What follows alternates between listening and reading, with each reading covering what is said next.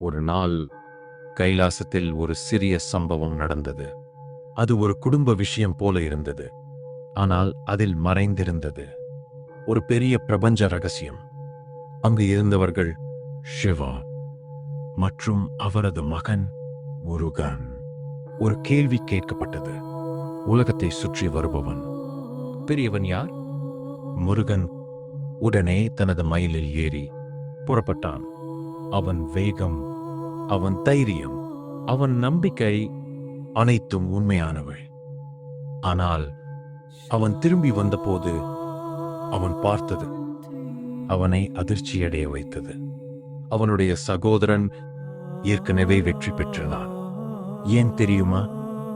அவன் உலகத்தை சுற்றவில்லை, அவன் தன் பெற்றோர்களை சுற்றினான். அவர்கள்தான் உலகம் என்றான். அந்த ஒரு நொடியில் முருகன் மனம் உடைந்தது. அவன் தோற்றான் என்று அல்ல, அவன் உணர்ந்தான், இந்த உலகம் வேகத்தால் மட்டும் ஜெயிக்க முடியாது. அவன் கைலாசத்தை விட்டு வெளியேறினான். அவன் சென்ற இடம் பழனி.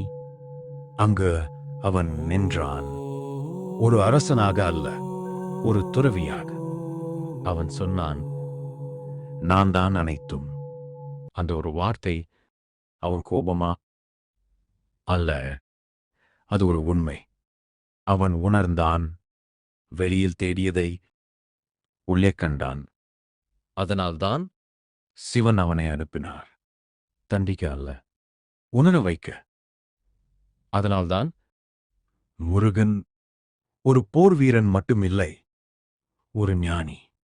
இன்னும் இப்படி மறைந்த உண்மைகளை தெரிந்து கொள்ள இப்போதே சப்ஸ்கிரைப் பண்ணுங்கள்.